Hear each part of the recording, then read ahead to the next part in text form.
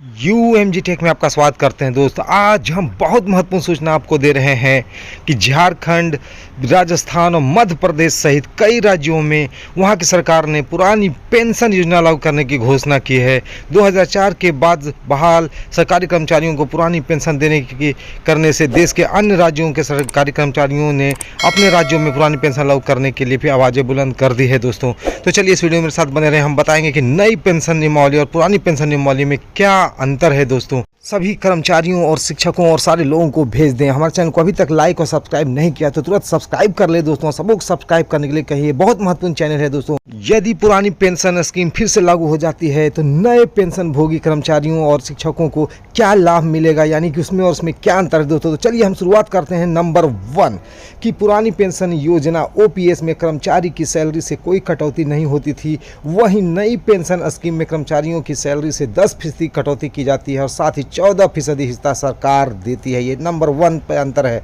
दूसरा है, पुरानी पेंशन योजना में रिटायर्ड कर्मचारी को सरकारी कोष से पेंशन का भुगतान किया जाता था, वहीं नई पेंशन योजना शेयर बाजार पर आधारित है और इसका भुगतान बाजार पर निर्भर करता है, यानी कि रिटायरमेंट के बाद सरकार कुल जमा राशि के 40% हिस्से शेयर मार्केट में लगाती है, उसी के आधार पर आपको यहाँ पर पेंशन का भुगतान करती है दोस्तों। तो ये महत्वपूर्ण अंतर है। अंतर तीसरा हम आपको बताते हैं कि पुरानी पेंशन योजना में GPF जनरल प्रोविडेंट फंड की सुविधा होती थी, जो कि नई स्कीम में GPF की सुविधा नहीं है। लेकिन यदि ये लागू हो जाती है तो सारे लोगों को फायदा होगा, कर्मचारियों को फायदा होगा, शिक्षकों को फायदा होगा दोस्तों। हमारे चैनल को सब्सक्राइब कर दीजिए, अभी तक आपने सब्सक्राइब नहीं किया, न्यू यूजर है तो सब्सक्राइब करें। नंबर 4, पुरानी पेंशन स्कीम में रिटायरमेंट के साथ समय की सैलरी की करीब आधी पेंशन के रूप में मिलती थी, यानी कि जितना रिटायरमेंट के वक्त वेतन होता था उसका 50% वेतन भुगतान पेंशन के रूप में किया जाता था रिटायर्ड कर्मचारी को। जबकि नई पेंशन स्कीम में निश्चित पेंशन की कोई गारंटी नहीं है दोस्तों, क्योंकि ये शेयर मार्केट में आधारित है, ये बाजार भाव से निर्धारित होगी दोस्तों। तो नंबर 5, पुरानी पेंशन स्कीम में रिटायर्ड कर्मचारियों को भी हर 6 महीने में मिलने वाला महंगाई भत्ता भी मिलता था, लेकिन नई स्कीम में इसका कोई प्रावधान नहीं है दोस्तों। तो ये लागू होती है तो फिर से ये लागू हो जाएगी। नंबर 6, यानी पुरानी पेंशन स्कीम में कर्मचारियों को रिटायरमेंट के समय 20 लाख रुपये तक की ग्रेच्युटी मिलती थी, जो कि नई पेंशन स्कीम में ग्रेच्युटी का अस्थायी प्रावधान है दोस्तों।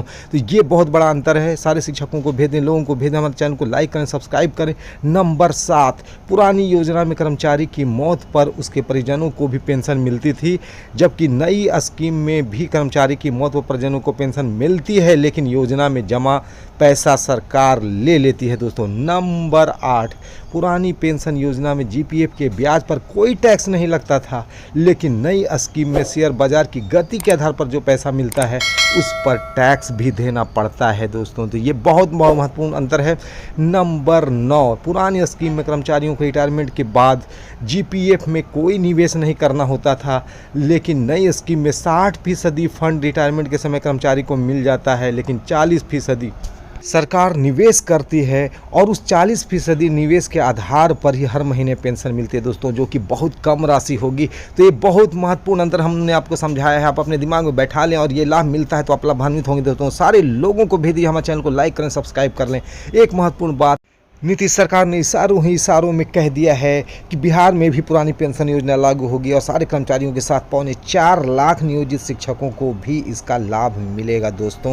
तो ये बहुत बड़ी सूचना है। साथ ही आपको बता दें कि बजट में बहुत बड़ा बदलाव किया गया है। बिहार में भी सभी कर्मचारियों ने बिहार सरकार से पुरानी पेंशन योजना लागू करने की मांग की। इस संबंध में बिहार के लाखों नियोजित शिक्षकों व 2004 के बाद बहाल कर्मचारियों ने पुरानी पेंशन योजना लागू करने के लिए दबाव बना दिया है दोस्तों। और बिहार सरकार ने सदन में बजट पेश किया। पिछले बजट की तुलना में सरकार ने शिक्षा विभाग की बजट में काफ़ी बढ़ोतरी कर दी है और ये इशारा भी किया है कि कर्मचारियों को पुरानी पेंशन मिल सकती है दोस्तों। सरकार आंतरिक रूप से पुरानी पेंशन लागू करने में होने वाली परेशानी की सर्वे कर रही है और जैसे ही ये सर्वे उनके दिमाग में आता है उस पर विचार करती है, उसे लागू कर देगी दोस्तों। ये बहुत महत्वपूर्ण सूचना आपको दे रहे हैं दोस्तों। यहाँ बता दें कि कर्मचारियों को अधिक से अधिक लाभ देना चाह रहे हैं और ये सरकार के मंत्रियों ने भी इसे इशारों में बताया है दोस्तों।